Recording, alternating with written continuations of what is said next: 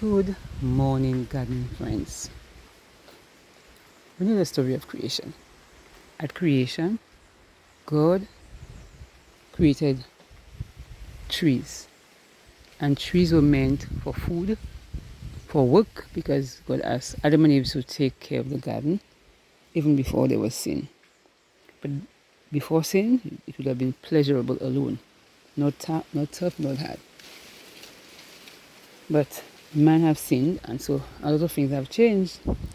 The reason why God gave the plants is that He gave the plants so that man will be able to breathe clean, fresh air, because the plants take in carbon dioxide that we give out and give out oxygen that we need to have pure blood and to be healthy. God put man in the garden and He asked him to take care of it. You have always been meant for man to be in nature, to take care of nature, and that is for our well-being. You are not meant to be in a concrete jungle or to eat foods that are processed, but we are meant to be natural foods. So, if you see the trees, the different fruits, the vegetables, you see I have my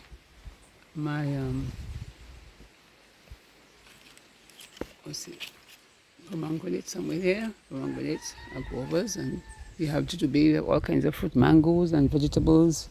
We have the herbs to make our teas and stuff like that. God gave us, gardening is something that is healthy. It is healthy and it is for our own good. For our own good, for our health, for the care of the planet, to prevent pollution.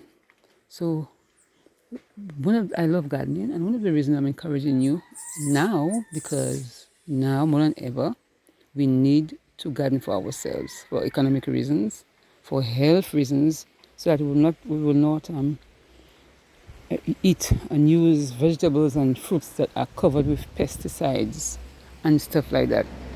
God created a garden for a reason. He didn't put Adam and Eve in a concrete house. He put Adam and Eve in a excuse me.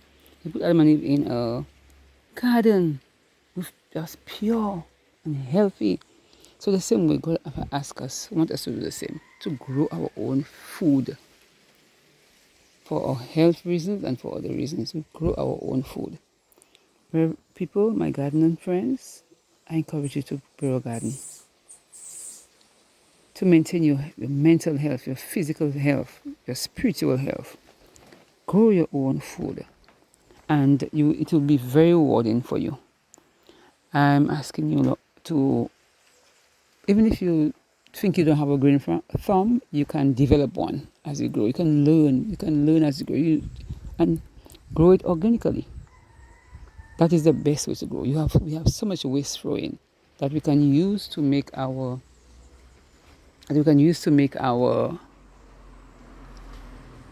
composting and our organic fertilizer and stuff like that.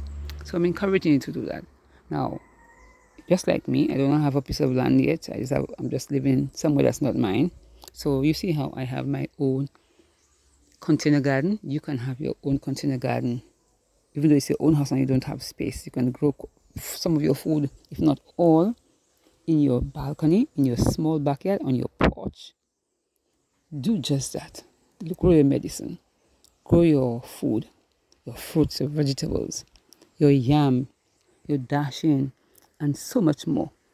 And you will love it. It will be rewarding so that you could grow your own stuff. You can go to your backyard instead of going to the supermarket. You can just jump in your backyard and do that. So I encourage you, people, not just in my area in the West Indies, but around the world. Grow your own food. Grow your own food. I love being in my garden. It is peaceful. It is peaceful. So, have a good day. And consider what I'm saying. Grow your own garden, your papaya, everything you want. Grow it.